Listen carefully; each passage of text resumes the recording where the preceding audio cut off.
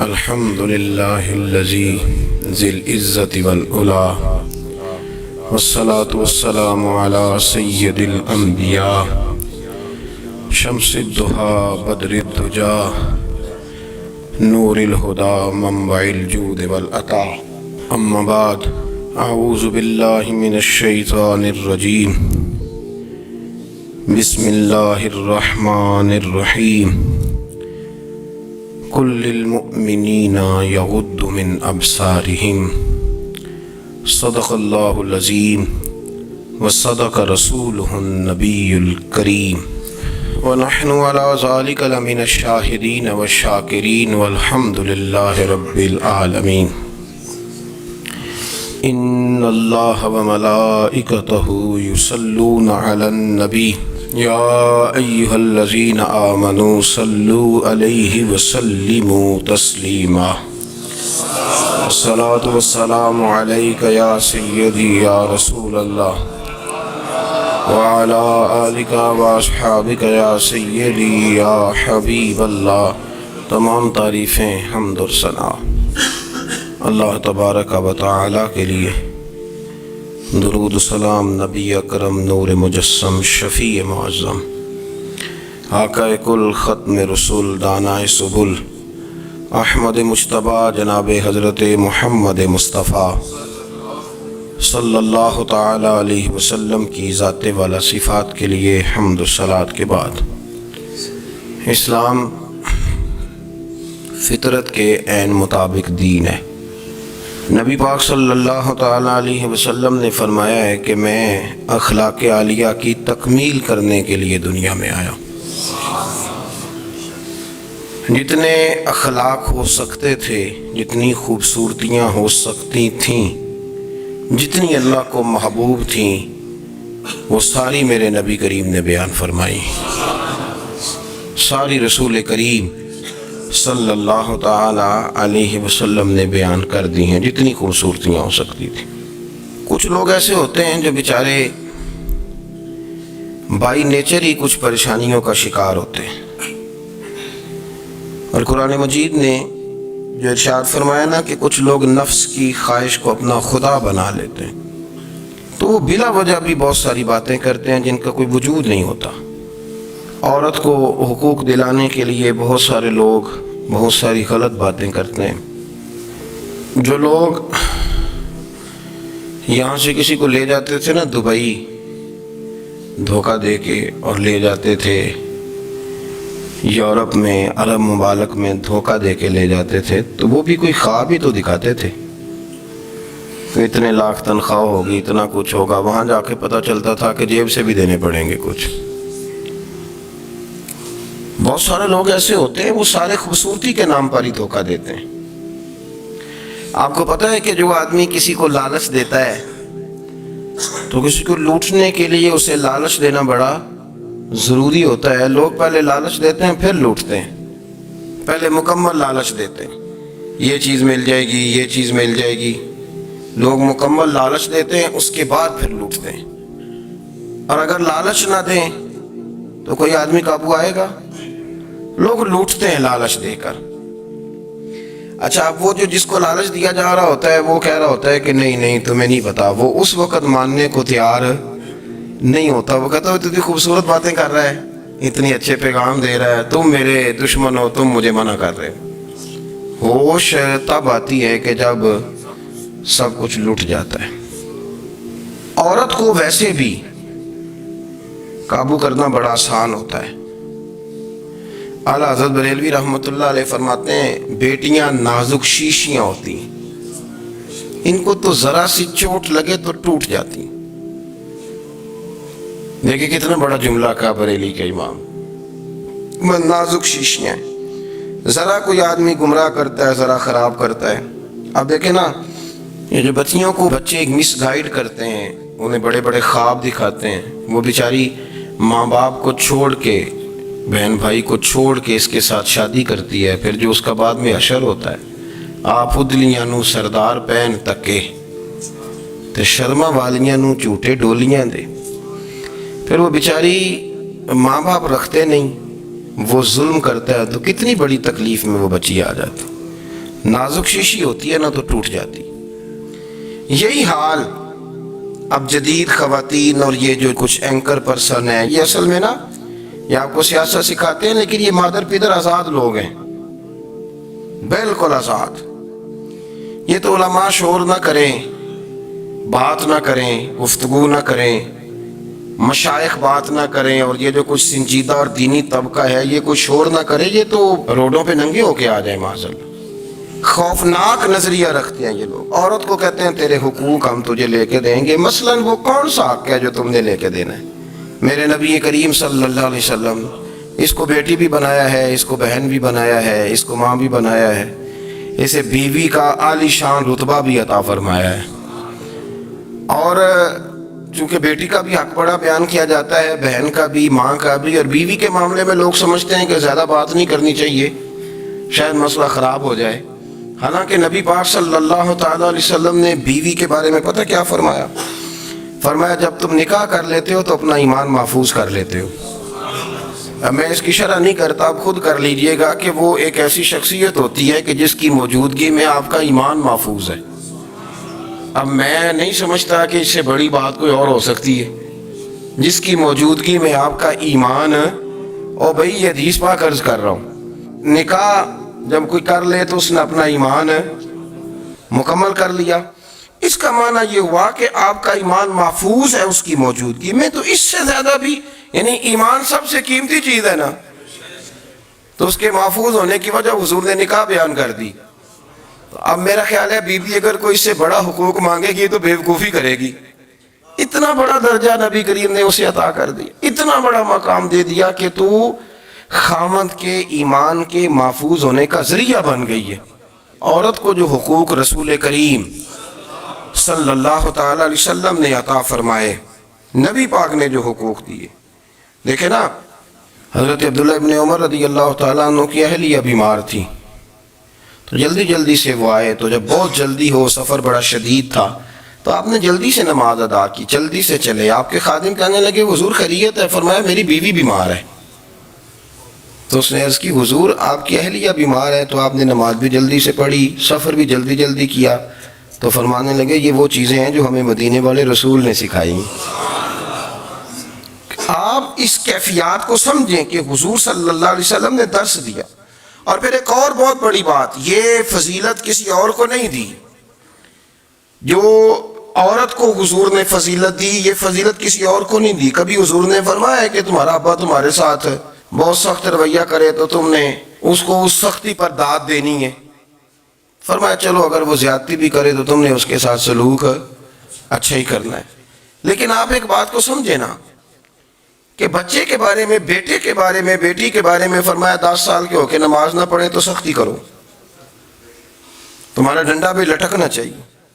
بہت ساری جگہوں پہ بہت سارے لوگوں کے لیے سختی کا حکم دیا، لیکن عورت کے لیے حضور نے جو جملے کہے، اصل میں ہم سمجھتے ہیں کہ یہ ایک بات ہے، مشہور ہو گئی ہے روایت حدیث، تو بس اس کے پس منظر پر اور جملوں کے حسن پر شاید معاذ اللہ غور کرنے کی ضرورت نہیں.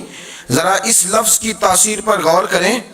حضور نے فرمایا عورت ٹیڑھی پسلی سے پیدا کی گئی ہے، یہ ٹیڑھی ہے، تو سیدھا کرنے کی کوشش کرو گے تو ٹوٹ جائے گی. تو حضور پھر ہمارے لیے حکم کیا ہے؟ فرمایا جیسی ہے تم اسی کے ساتھ نبھا کرو. آپ سمجھیں کہ اتنا محفوظ حضور نے درجہ دے دیا بی بی کو، اتنا محفوظ کہ فرمایا غلطی بھی ہو تو میرے غلاموں تم اس کے ساتھ نبھا کرو، گزارا کر لو. کو کیا اور حق چاہیے عورت کو جس کو اس کی غلطیوں سمیت نبی پاک نے قبول کرنے کا حکم دے دی کہ اس کی کمزوریوں سمیت قبول کر لو. اب اس کو اور کیا کوئی کمزوریوں سمیت قبول کرتا ہے؟ کبھی آپ دکان پہ بیٹھے ہو تو آپ کہیں بھی اس میں یہ بھی غلطی، میرے مال میں یہ بھی کمزوری ہے، یہ بھی کمزوری ہے، یہ بھی کمزوری ہے، تو کر لے قبول. کرتا ہے کوئی؟ کوئی شخص ایسا ہو جو کسی چیز کی کمزوریاں بیان کر کے کہ اسے قبول کرو؟ پر رسول کریم صلی اللہ تعالی علیہ وسلم نے نا ہمیں سبق دیا، حضور نے ہمیں درس دیا، نبی پاک نے ہمیں پیغام دیا. فرمایا یہ ٹیڑھی ہے، سیدھی کرنے کی کوشش کرو گے تو بیچاری ٹوٹ جائے گی، تو اس کے ساتھ نبھا کر جاؤ. آپ میری بات کو سمجھیے گا. چلے میں اس پر ایک اور بخاری مسلم کی حدیث پڑھتا ہوں. حضرت سلمان فارسی رضی اللہ تعالیٰ عنہ اور حضرت ابو دردہ کے درمیان بھائی چارہ تھا. مکے سے مدینے جب لوگ آئے تو حضور نے بھائی بھائی بنایا تھا. ان کے درمیان بھائی چارہ تھا تو ابھی پردے کی آیات نازل نہیں ہوئی تھیں تو لوگ ایک دوسرے کی طرف جاتے تھے.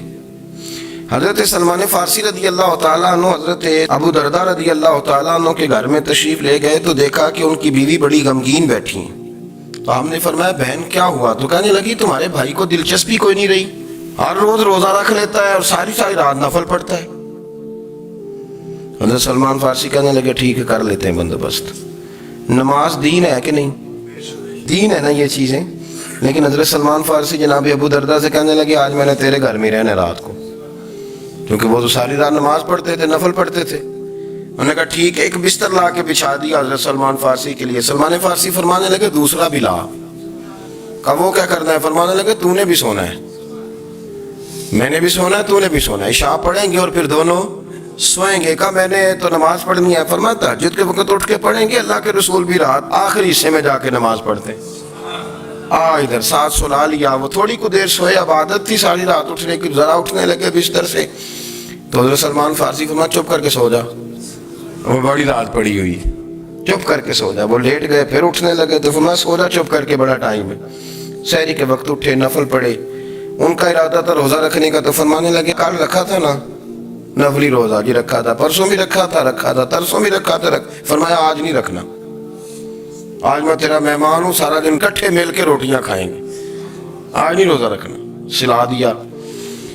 اب حضرت ابو دردہ رضی اللہ تعالیٰ عنہ کہہ تو کچھ نہ سکے, پر کہنے لگے سلمان تم پتہ تم کیا کر رہے ہو, نہ تم نے مجھے رات اٹھ کے زیادہ نفل پڑھنے دیے, سویرے روزہ نہیں رکھنے دیا. تو حضرت سلمان فارسی کہنے لگے کوئی لمبی بات تو نہیں نا, چلتے ہیں نا ابھی فجر میں مسجد نبی میں, تو نبی پاک کو بتاتے ہیں. سرکار دو عالم علیہ السلام کی خدمت میں تو اپنی بات کرنا, میں اپنی کروں گا. حضور نتیجے کا اعلان فرما دیں گے, بات طے ہو جائے گی. حاضر خدمت ہوئے, عرض کی یا رسول اللہ صلی اللہ تعالیٰ علیہ وسلم یہ ساری رات نفل پڑھتے ہیں, ہر روز روزہ رکھتے ہیں, ان کی اہلیہ غمگین بیٹھی ہیں, حکم فرمائیں. تو نبی پاک صلی اللہ علیہ وسلم نے فرمایا پھر ہوا کیا؟ یا رسول اللہ میں نے رات سلایا ہے, سحری میں اٹھایا ہے, سویرے روزہ نہیں رکھنے دیا. نبی پاک نے فرمایا سلمان فارسی نے ٹھیک کیا, سلمان فارسی نے ٹھیک کیا. پھر حضور نے فرمایا, نبی کریم نے فرمایا ابو دردہ تیرے اوپر اگر اللہ کا حق ہے, اس کے رسول کا حق ہے, دین کا حق ہے, تو فرمایا تیری آنکھ کا بھی تیرے اوپر حق ہے, تیرے وجود کا بھی تیرے اوپر حق ہے. یہ حضور نے فرمایا تیرے بچوں کا بھی تیرے اوپر حق ہے, تیری بیوی کا بھی تیرے اوپر حق. اس حق کو بھی سمجھے, حقوق اللہ بھی ہیں, پر تیری آنکھ کا بھی تیرے اوپر. کیا مانا کہ تیری آنکھ سونا چاہتی ہے تو اسے سلا بھی, تیرے وجود کا بھی تیرے اوپر حق. تو تیرا وجود آرام کرنا چاہتا ہے تو اسے آرام بھی کرا. اور پھر وہاں نبی پاک صلی اللہ علیہ وسلم نے فرمایا میں تم سب سننا یہ لفظ حدیث کے, حضور نے اسی موقع پر فرمایا میں تم سب سے زیادہ اپنے رب کو جانتا ہوں اور میں تم سب سے بڑھ کر اپنے رب سے ڈرتا ہوں. حضور فرمانے لگے میں روزہ بھی رکھتا ہوں, افطار بھی کرتا ہوں, یعنی کبھی رکھتا ہوں اور کبھی نہیں رکھتا. فرمایا میں نفل بھی پڑھتا ہوں اور اپنی بیویوں کو وقت بھی دیتا ہوں. سرکار مسجد میں بھی آتے تھے, نوازوں کے ساتھ کھیلا بھی کرتے تھے, ان کے ساتھ پیار بھی کرتے تھے. تو اتنے بڑے حقوق حضور نے بیان فرمائے عورتوں کے کہ تمہاری بیوی کا بھی تمہارے اوپر. لو ایک حدیث بخاری کی اور یہاں بیان کر دیتا ہوں. ایک شخص نے آ کے عرض کی یا رسول اللہ صلی اللہ تعالیٰ علیہ وسلم جہاد کے لیے تیاری ہو گئی ہے, صفیں بن رہی ہیں, مجاہدین کی تیاری ہے, تو میرا بھی نام لکھ دیا گیا ہے مجاہدوں کی لسٹ میں, لیکن یا رسول اللہ صلی اللہ تعالیٰ علیہ وسلم میری بیوی نے حج کی تیاری کر لی ہے اور میرے دوستوں نے صحابہ نے میرا نام مجاہدین کی لسٹ میں لکھ دیا, تو میرے لیے کیا حکم ہے؟ یہ بخاری مسلم ہے. تو نبی پاک صلی اللہ تعالیٰ علیہ وسلم نے فرمایا جہاد پہ کوئی اور چلا جائے گا تو بیوی کے ساتھ حج کرنے جا, اسے محرم کی ضرورت ہے, وہ تیرے بغیر کیسے جائے گی؟ مجاہدین کو تو اور مجاہد مل جائے گا, پر تو اپنی بیوی کے ساتھ جانا. نبی پاک صلی اللہ علیہ وسلم نے مرد کو محافظ بنایا ہے, عورت کو مرد کا قیدی نہیں بنایا, بلکہ عورت کو حفاظت عطا کی اور مرد کو اس کا محافظ بنایا. اب بچیاں آزاد ہونا چاہتی ہیں, اور آزادی بھی وہ والی کہ جو بنیادی طور پر آزادی نہیں, فحاشی ہے. میں نے بہت پہلے کہا ہے کہ اسلام بیٹیوں کو قیمتی سمجھتا ہے, جس بندے کے پاس 20 تولے سونا ہو وہ چوک میں لے کے نہیں آتا، وہ قیمتی چیز ہے، اس نے چھپا کے رکھی ہوتی ہے۔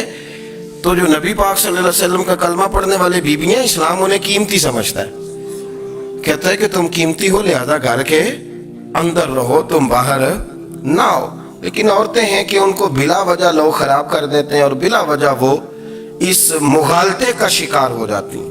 اب آگے بڑھتے ہیں، قرآن مجید نے سورہ نور کی آیت نمبر 30 میں کہا کہ کل للمؤمنین یغضوا من ابصارہم، فرمایا کہ اے محبوب علیہ السلام مومن مردوں سے کہہ دو کہ اپنی نظریں جھکا کے رکھیں، اپنی نظریں۔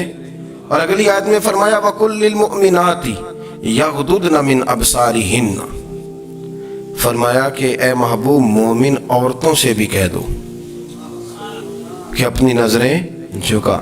مرد بھی اپنی نظر جھکا کے رکھے گا عورت کی طرف، لیکن یہ ساری پابندی صرف مرد پر نہیں، عورت بھی غیر محرم کا چہرہ نہیں دیکھے گی، اس پر بھی اسی طرح نظر جھکانے کا حکم ہے، جس طرح کہ وہ ہر دکاندار کو بھائی جان کہہ کے گفتگو کرنے کی اس کو بھی اجازت نہیں ہے کہ وہ سمجھے کہ پابندی تو مرد نے کرنی تھی، میں نے تھوڑی کرنی تھی۔ وہ جس کے پاس جائے، جہاں بھی جائے، ڈاکٹر کے پاس جائے، باہر جائے، تو وہ جس طرح مرضی اس کا دل چاہے وہ بات چیت کرے، اس کی عورت کو بھی اجازت اسلام نہیں دیتا۔ بنیادی طور پہ اسلام شرم و حیا کا دین ہے، حیا کی بات کرتا ہے۔ حیا کی جب ہم تعریف کرتے ہیں تو حیا کی تعریف یہ ہے کہ کوئی کبھی چیز دیکھ کے نا تو آپ کی طبیعت میں کراہت محسوس ہو، آپ کوئی غلط جملہ منہ سے نکالتے ہوئے ذرا جھجکیں، آپ کوئی غلط بات کرتے ہوئے تھوڑا بوجھ محسوس کریں۔ ہمارے ہاں تیزی سے فروغ پایا ہے بے حیائی میں، سنگیوں کی محفلیں، یاروں کی محفلیں، اس میں غلیظ گفتگو ہوتی ہے الا ماشاء اللہ۔ جن دوستوں کو بڑی پاک صاف گفتگو کرنی چاہیے، دوستی کا رشتہ بڑا مقدس رشتہ ہے، جو یہاں ایک دوسرے سے پیار کریں گے جنت میں بھی اکٹھے داخل کیے جائیں گے۔ شرط یہ ہے کہ پیار اللہ رسول کی رضا کے لیے ہو، لیکن اس کے اندر اگر آپ کی گفتگو کچی ہو، کمزور ہو، فحاشی والی ہو، عریانی والی ہو، وہ ہمارے ہاں تو اب اس کو لوگ فیشن سمجھتے ہیں، اس کو مردانگی کی علامت سمجھتے ہیں کہ وہ جی ساری باتیں جی وہاں ہو گئیں، اور جس کا جو جی چاہا اس نے کہا۔ آپ جب حیا کے دائرے میں ہوتے ہیں تو آپ خود بھی سکون محسوس کرتے ہیں۔ دیکھیں نا، آپ کو نیند سکون سے کہاں آتی ہے؟ جہاں کمرہ باندھو، چاروں جانب دیوار ہے، اوپر چھت ہے، خالی دروازہ بھی کھلا ہوا ہونا تو جب بندہ سکون لینا چاہتا ہے تو کہتا ہے یار ذرا دروازہ ذرا بند کر دو۔ وہ اچھی طرح اپنے آپ کو چھپا لیتا ہے نا حیا کے پردے میں، تو اللہ اسے سکون عطا کرتا ہے۔ اور جو اس سے بھی زیادہ ٹھنڈی نیند میں جانا چاہتا ہے وہ کہتا ہے لائٹ بھی بند کر دو۔ اب وہ مکمل طور پہ سمجھتا ہے کہ میں چاروں جانب سے چھپ گیا ہوں، اگر میں کھل کے بھی سو جاؤں گا تو میرا چونکہ پردہ قائم ہے تو مجھے کوئی دشواری نہیں ہوگی۔ آپ جب چھپ جاتے ہیں، جب آپ حیا کے اندر سمٹ جاتے ہیں، جب آپ چادر کے اندر آ جاتے ہیں تو آپ بہت ساری جگہوں پہ آسانی محسوس کرتے ہیں۔ تو حیا تو آپ کو سکون دیتی ہے، حیا تو دل کو راحت دیتی ہے۔ میں بڑی ذمہ داری سے بات عرض کرتا ہوں، قرآن مجید نے نا ایک مقام پہ مذاق کو، ایک مزاح ہوتا ہے خوش طبی، وہ نہیں، مذاق اڑانا، قرآن پاک نے نا مذاق کو ایک جگہ پہ جاہلوں کا طریقہ بھی قرار دیا ہے۔ بنی اسرائیل کے لوگوں سے حضرت موسیٰ نے کہا کہ گائے ذبح کرو، ایک ٹکڑا مقتول کو مارو، زندہ ہو کے خود بتا دے گا مجھے کس بندے نے قتل کیا۔ تو کہنے لگے آپ ہمارے ساتھ مذاق کر رہے ہیں۔ تو قرآن مجید کہتا ہے کہ حضرت سیدنا موسیٰ علیہ السلام فرمانے لگے اعوذ باللہ ان اکون من الجاہلین، فرمانے لگے میں اللہ کی پناہ مانگتا ہوں کہ میں جاہلوں میں سے ہو جاؤں۔ یہ مذاق کرنا تو جاہلوں کا طریقہ ہے۔ اگر آپ کی زبان سے بے حیائی کا جملہ نکل گیا، اگر آپ کی زبان سے بے حیائی کا جملہ نکل گیا، آپ نے کہہ دیا کہ ہم آزاد لوگ ہیں، جو مرضی کریں گے، جو مرضی کہیں گے، جو ہمارا دل میں آئے گا کریں گے، تو پھر تو لوگ آپ کا وہ حشر کریں گے کہ آپ سے برداشت ہی نہیں ہوگا۔ جس کا لوگ مذاق بنا لیتے ہیں اور جو مذاق بن جاتا ہے پھر اسے کوئی جینے دیتا ہے۔ آپ حیا کی چادر میں چھپیں گے تو بچیں گے۔ اگر آپ نے اپنا مذاق بنوا لیا یہ کہہ کہ میں نے مرضی کرنی ہے، پھر یاد رکھنا چھپنے کو جگہ نہیں ملے گی، پھر تکلیف میں آ جائیں گے، پھر بہت بڑی اذیت کا شکار ہو جائیں۔ شرم و حیا، عرب کے اندر جو کواری لڑکیاں تھیں ان میں بڑی حیا ہوتی تھی، الحمدللہ میں بڑے فخر سے کہتا ہوں کہ میرے پنجاب کی، میرے پاکستان کی بیٹیاں بھی 20 دفعہ ان کا ابا کہے تیری شادی کرنی ہے تو وہ آنکھ نہیں اٹھا پاتی آج بھی۔ یہ تو وہ چند لوگ ہیں جو کہتے ہیں ہم ہائی کلاس ہو گئے، ہمیں نہیں پتا کہ وہ روشن خیال ہو گئے ہیں کہ روغن خیال ہو گئے، پتہ نہیں کدھر چلے گئے۔ ورنہ ہماری بیٹیاں آج بھی جب ان سے ان کا باپ، ان کی ماں بات کرتی ہے تیری شادی کی، تو وہ تو شرم کے ساتھ پچھلے سے پچھلے کمرے میں چھپتی ہیں۔ یہ اللہ نے فضل کیا ہوا ہے اس ملت پر۔ تو عرب کی لڑکی بڑی حیا والی ہوتی تھی، اس سے کوئی بات کرنی پڑتی تھی تو 20 دفعہ بات کی جاتی، پھر بھی وہ عورت چھپتی پھرتی تھی۔ حضرت عائشہ صدیقہ رضی اللہ تعالیٰ عنہ فرمانے لگی میرے نبی پاک صلی اللہ علیہ وسلم عرب کی کواری لڑکیوں سے بھی زیادہ حیا کرنے والے۔ قاضی اعجاز مالکی نے، شیخ عبدالحق محدث دہلوی نے، دیگر بزرگ جو سیرت نگار گزرے انہوں نے لکھا ہے کہ نبی پاک صلی اللہ علیہ وسلم کے اندر 100 مردوں سے زیادہ طاقت تھی، 100 مردوں سے زیادہ طاقت۔ اب جو بات کہنے لگا ہوں، جو نتیجہ دینے لگا اس پر خاص توجہ آپ فرمائیں گے۔ ذرا فکری طور پر، نظریاتی طور پر ایک چیز کو سمجھیے۔ ہم سمجھتے ہیں کہ جوان لڑکا ہے جی جو مرضی کرے، عمر ہے جی۔ آپ ذرا بات پر غور کیجئے گا کہ حضور صلی اللہ علیہ وسلم میں طاقت 100 مردوں سے زیادہ ہے اور حیا کواری لڑکیوں سے بھی زیادہ ہے۔ ذرا اس بات کا تقابلی جائزہ کیجئے گا کہ طاقت 100 مرد سے زیادہ ہے لیکن حیا کواری لڑکی سے بھی زیادہ ہے۔ اس کا معنی یہ ہوا کہ جس ٹہنی کو پھل زیادہ لگ جاتے ہیں وہ جھکا کرتی۔ تو حیا تو حسن ہے، حیا تو آپ کو پاک صاف کرے گا، حیا تو آپ کو نرالا کرے گا، انوکھا کرے گا۔ وہ ہمارے ایک دانشور ہے، تو مضمون لکھا، کئی باتیں بڑی پسند آتی ہیں۔ وہ کہتے ہیں کہ میری اہلیہ، ان کو بھی کسی نے مس گائیڈ کر دیا تھا، حالانکہ اچھی خاتون ہے، کسی نے مس گائیڈ کر دیا۔ تو وہ بھی سماجی اور ویلفیئر، اور یہ خواتین کو شوق ہوتا نا بننے کا، تو وہ بھی سماج کے اندر اچھا مقام تلاش کرنے کے موڈ میں آ گئی۔ تو کئی ایک دن جانا تھا تو بڑی بن سنور کے میرے ساتھ وہ گاڑی میں بیٹھ گئی۔ تو میں گاڑی میں، عورتوں کو یہ بھی مسئلہ ہوتا ہے نا کہ ہماری تعریف کرو، تو کئی دفعہ بعض مردوں بیچاروں کو جھوٹ بولنا پڑتا ہے، تو زبردستی کراتی ہیں نا جی۔ تو اس میں گنجائش بھی دی ہے شریعت نے گنجائش دی ہے کہ کبھی بیوی کو راضی کرنے کے لیے خلاف واقعہ بات کرنی پڑے تو کر لینی چاہیے، تو وہ کراتی بھی ہیں۔ 3 موقع پر خلاف واقعہ بات کرنے کی اجازت ہے، واقعہ کے خلاف بھی آپ بات کر سکتے ہیں۔ جنگ کے موقع پر 2 لوگوں کو صلح کرانے کے لیے اور بیوی کو راضی کرنے کے لیے کر لیں کوئی ایسی بات، بے شک اپنی طبیعت پہ جبر کر کے کر لیں، گنجائش ہے، اجازت ہے۔ تو وہ کہتے ہیں جب وہ گاڑی میں میرے ساتھ بیٹھی بن سنور کے، تو وہ تقاضا کرنے لگی کہ میں نے بڑے اچھے کپڑے پہنے ہیں پر آپ نے توجہ نہیں کرائی۔ وہ سیانا بندہ تھا، وہ چاہ رہا تھا کہ میری خاتون سمجھ جائیں۔ وہ کہتے ہیں مجھے پتا تھا کہ بیچاری مس گائیڈ ہو گئی ہے، دل کی بڑی اچھی ہے، سیانی ہے، لیکن اس کو کچھ خواتین نے، کچھ لوگوں نے مل کے اس کو ذہن غلط کر دیا ہے کہ سماج میں نکلو، باہر جاؤ، کام کرو، فلاں کرو، اپنی مرضی سے جیو۔ تو میرے ساتھ گاڑی میں بیٹھی کہیں جانے کے لیے، تو مجھ سے کہنے لگی کہ آپ نے میری طرف توجہ ہی نہیں کی، آپ نے کوئی ذکر ہی نہیں کیا کہ میں کیسی لگ رہی ہوں۔ تو کہتے ہیں میں نے اسے کہا کہ اگر تو ناراض نہ ہو تو پھر میں صحیح والی تعریف کر دوں۔ تو اس نے کہا کہ آپ کر دیں۔ تو کہتے ہیں میں نے درد سے اور خلوص سے اپنی بیوی سے کہا، خلوص کے ساتھ میں نے کہا میں تو روز گھر ہوتا ہوں، روز شام کو گھر ہوتا ہوں، اگر تو میرے لیے تیار ہوتی تو میں تیری تعریف کرتا، لیکن آج تو باہر جانے کے لیے تیار ہوئی، تو پھر ان سے تعریف کی امید رکھ جن کے لیے تو نے تیاری کی ہے۔ میرے لیے تیاری کرتی تو میں تو ہر شام تیرے پاس ہوتا ہوں۔ کہتے ہو میرے لفظوں میں درد تھا تو وہ بھی رو پڑی۔ وہ کہنے لگی آپ گاڑی روک دیں، مجھے باہر جا کے کسی کو راضی نہیں کرنا، میں نے اسے راضی کرنا ہے جس کو رب کریم نے میرا شوہر بنایا اور میرے لیے منتخب کیا ہے، میرے ماں باپ کو۔ میں واپس لوٹتی ہوں۔ یہ ایک پہلو ہے سلگتا ہوا، اس کو سمجھا جائے۔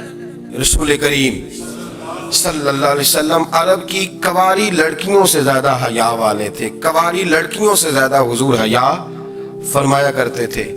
جب خانہ کعبہ کی مکہ شریف میں تعمیر ہو رہی تھی نا، اہل عرب اس کو تعمیر کر رہے تھے، تو نبی پاک صلی اللہ علیہ وسلم اپنے چچا حضرت عباس کے ساتھ خانہ کعبہ کی تعریف میں مصروف تھے.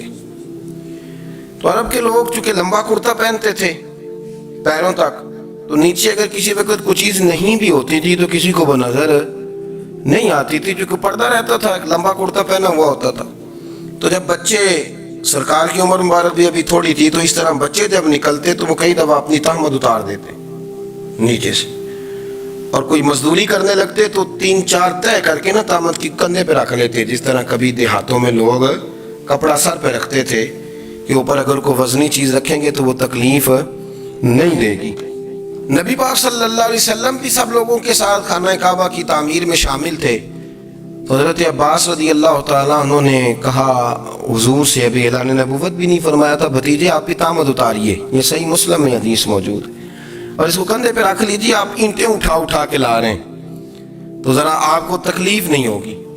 تو سرکار دو عالم صلی اللہ علیہ وسلم سے یہ بات کہی، اور پھر جلدی سے حضور کی تہمت کو نکال کے نا، حالانکہ لمبا کرتا پہنا ہوا ہے، تو وہ جیسے ہی ان کے کندھے پہ رکھا اینٹیں رکھنے کے لیے، تو سرکار تو زمین پہ گر گئے، بے ہوش ہو گئے، آنکھیں آسمان کی طرف، اور پھر حضور پکار رہے ہیں آزاری آزاری آزاری، میرا تہمت دے دو، میرا تہمت دے دو. کبھی کوئی شخص اس وجہ سے بھی بے ہوش ہوا ہے کہ میرے وجود سے کپڑا اتر گیا ہے؟ حالانکہ سرکار پر وہ بے ہوشی بھی نبی پاک کا وہ جو غلبہ ہے نا شرم و حیا کا، اس کی وجہ سے ہو، ورنہ تو حضور فرماتے ہیں کہ میری آنکھیں سو جاتی ہیں، دل تو میرا اس عالم میں بھی جاگتا رہتا ہے. تو سرکار زمین پہ تشریف لے آئے، آنکھیں میرا تہمت دے دو، میرا تہمت دے دو. تو جلدی سے انہوں نے تہمت دیا تو حضور نے باندھ لیا. پھر طبیعت مبارک میں تسلی ہوئی، یعنی ہم اس رسول کے غلام ہیں کہ جن کے تو وجود سے کپڑا اتر جائے تو حضور برداشت نہیں کرتے، قبول نہیں فرماتے، تکلیف شروع ہو جاتی. لیکن یہاں نوجوان ہیں اور بڑا قد کاٹ ہے اور بڑے بڑے سمجھدار لوگ ہیں، گرمی آتی ہے تو شارٹ کپڑے پہن کے گھومتے ہیں، ان کو خیال نہیں کہ یہ وہ والا لباس ہے جو باہر تو کیا گھر میں اماں کے سامنے نہیں پہننا چاہیے، بہنوں اور بیٹیوں کے سامنے نہیں پہننا چاہیے. آپ کی گفتگو میں شرم و حیا ہو، آپ کے لب و لہجے کے اندر حسن ہو. آپ کو پتہ ہے نبی پاک صلی اللہ علیہ وسلم نے فرمایا میری امت میں سب سے زیادہ حیا کرنے والے عثمان غنی ہیں. عثمان غنی سب سے زیادہ حیا کرنے والے. آپ فرمایا کرتے تھے جب سے حضور کا چہرہ دیکھا ہے میں نے کبھی اپنی شرمگاہ بھی نہیں دیکھی، میں نے آنکھوں کا وضو نہیں توڑا، اور جب سے حضور کے دست مبارک میں نے بیعت کے لیے سیدھا ہاتھ بڑھایا تو پھر سیدھا ہاتھ میں نے کبھی گندگی کو نہیں لگایا. حیات. آپ باتھ روم کے اندر بھی غسل فرماتے تھے تو کپڑوں سمیت کرتے تھے. کسی نے کہا حضرت جی واش روم کے اندر کیوں نہیں کپڑے اتارتے؟ آپ فرمانے لگے باہر بندوں سے حیا کرتا ہوں، اندر جاتا ہوں تو رب سے حیا آنی شروع ہو جاتی، وہ تو دیکھ رہا ہے نا.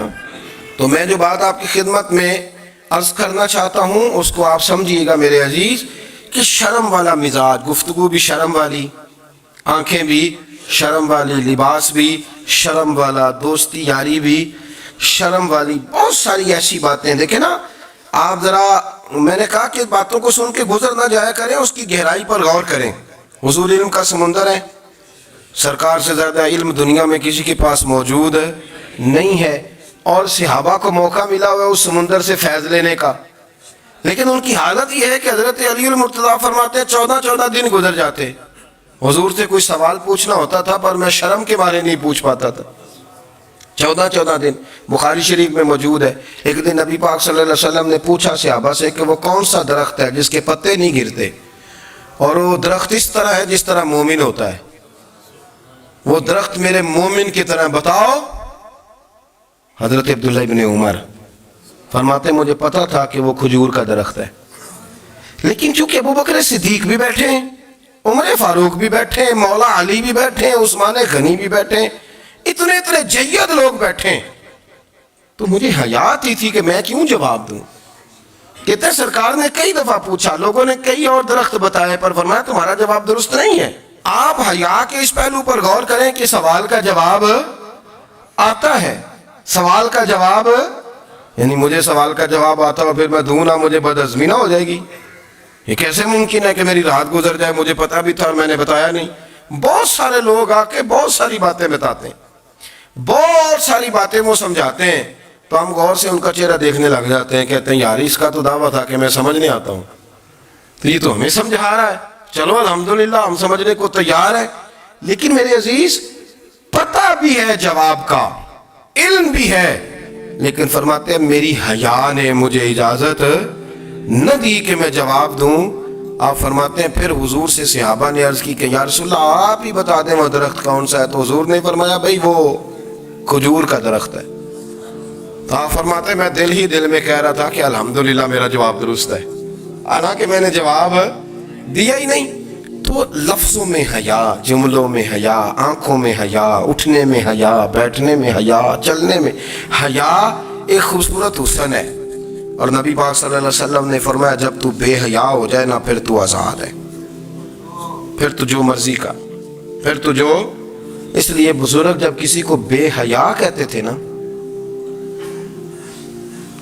اللہ اکبر، اور جب کسی کو کہتے تھے نا یہ بے حیا ہے تو لوگ سمجھتے تھے کہ ہلکی سی بات کر دی ہے، لیکن ان کا معنی یہ ہوتا تھا کہ بس بھائی اب اس کے ساتھ کوئی کلام کرنے کی ضرورت ہے، اس کو اب اصلاح کی ضرورت نہیں، یہ بے حیا ہے۔ کیا معنی؟ کہ اب یہ جو اس کے دل میں آئے گا وہ کرے گا، جو اس کی طبیعت چاہے گی وہ کرے گا، اب یہ کسی پہلو بھی قابو آنے کو تیار ہے، یہ بے حیا ہو گیا۔ بے حیائی بہت بڑا عیب ہے۔ اور جو لوگ کہتے ہیں کہ ہمیں بالکل آزادی ہونی چاہیے، ہمارا اپنا جسم ہے تو ہماری اپنی مرضی چلے گی۔ ایک وزیر صاحب ہیں، پتہ نہیں میں ان کو جانتا تو نہیں، انہوں نے سینٹ میں تقریر کی ہے، میں نے ان کی بات سنی ہے۔ اس نے کہا نہیں بھائی، جسم رب کا ہے تو مرضی بھی تو رب کریم کی چلے گی، اور مرضی بھی اللہ کی۔ یہ مجھے تھوڑا سا مسئلہ ہے جسم پر، کبھی کبھی مجھے کثرت سفر سے الرجی ہو جاتی ہے۔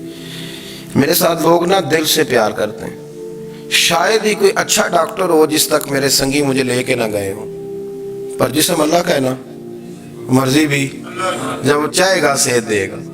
کیوں کچے کاموں میں لوگ پڑ گئے، کیوں غلط لوگ سوچ میں پڑ جاتے ہیں؟ یہ اسی کا ہے، اور جب وہ چاہے گا، آپ اس بات کو اچھے طریقے سے سمجھ لیں کہ جو اپنی مرضی چوکوں چوراہوں میں کر رہے ہوتے ہیں نا، جو مرضی گاندمند، وہ جانور ہوتے ہیں، وہ جانور ہوتے ہیں جو نہ چونک دیکھتے ہیں نہ گلی دیکھتے ہیں، نہ انہیں پتہ ہوتا ہے کہ جگہ کون سی ہے۔ وہ انسان ہے، میں نے کہہ دیا جو میں نے کہنا تھا، میں نے کہہ دیا، وہ جانور ہوتے ہیں۔ اور جو کچھ انسان ہوتے ہیں نا، ان کے اندر کچھ نہ کچھ پھر شرم حیا بھی ہوتی ہے۔ وہ چوکوں چوراہوں میں وہ حرکتیں اور وہ کام نہیں کرتے جو جانور کرتے ہیں۔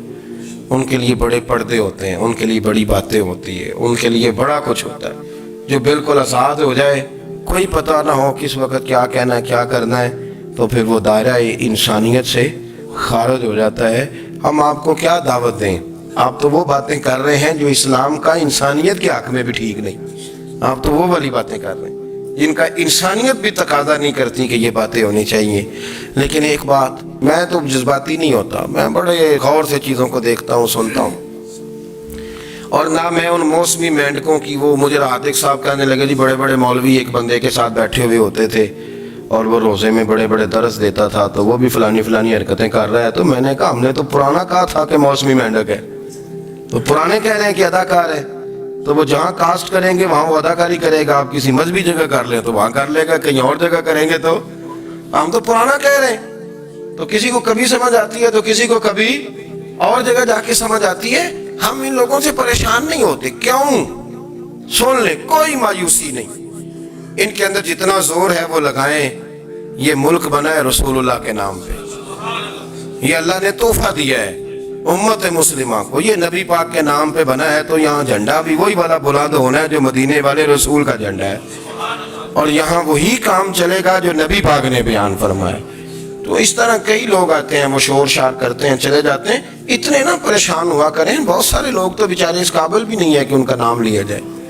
جب اتنا ہم ان کو اہمیت دے دیں، ان کا ذکر کریں، ان کا نام لیں، ان کی بات کریں، وہ بیچارے اس قابل ہی نہیں ہے، مطلب سٹیٹس ہی نہیں ہے ہمارا، اتنے فارغ ہیں ہم کہ اب جو بندہ آئے گا کہانی چھڑے گا تو ہم چھڑ جائیں گے۔ اور بھائی اللہ کا فضل ہے الحمدللہ تعالی، لوگوں نے بڑا شور کیا، بڑے زمانے سے دنیا شور کر رہی ہے، پر اللہ کے گھر مسجدیں بھری ہوئی ہیں، مسجدیں بھری ہوئی ہیں۔ ہماری بیٹیاں پردے کرتی ہیں، پردے کو پسند کرتی ہیں، وہ حجاب میں رہتی ہیں، وہ سمجھتی ہیں کہ ہمارا اصل حسن کیا ہے۔